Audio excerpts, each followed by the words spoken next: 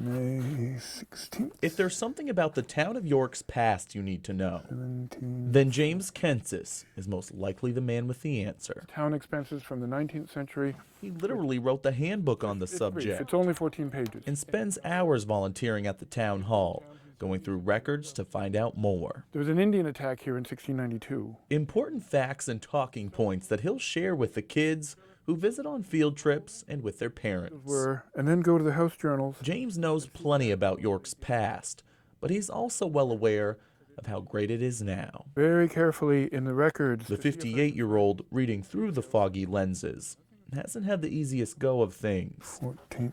A struggle with autism and obsessive-compulsive disorder that his longtime friend, Reverend Carrie Pritchard, has watched create giant obstacles. A clump of disabilities that prevent him from being able to really integrate into a system where he doesn't need help. 111. The moment when James needed the most help came in April, when the apartment building he was living in sold and he was forced to move out.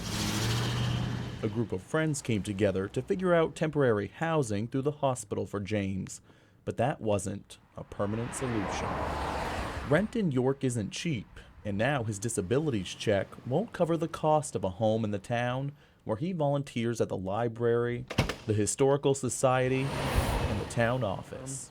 This is the year 1748. Where on a rainy spring day, James sat by himself on the lawn with a cardboard sign and message about his down-and-out situation. Chicken Caesar wrap. That got the attention of Sean Mitchell, who owns the Bagel Basket. What size? Where James had been known to visit for an oatmeal cookie, but he left one day with a lot more than lunch. And as soon as I saw him, I just said, hey, I have a place for you.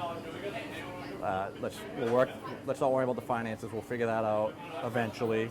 But are you interested? And he was very interested. A biography of Captain John Smith. James was able to move into the apartment that Sean offered the 1st of July. I haven't moved for anywhere for about 15 years. He's been busy unpacking his boxes that, no surprise, include a lot of hardcovers. I do like books, yes I do. That, like him, finally have a place to call home after a rocky few months.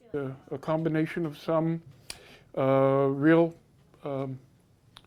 effort on the part of the people who I work with and some give and take back and forth.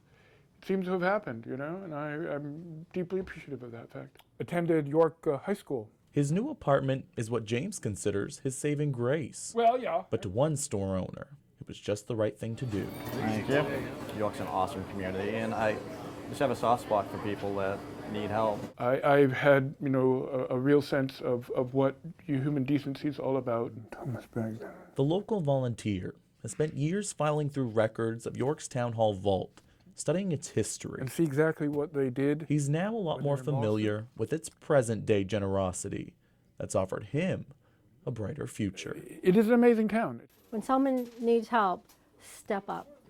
That's the seed we want to plant. On colonial New England, see, I've got a biography of Captain John Smith.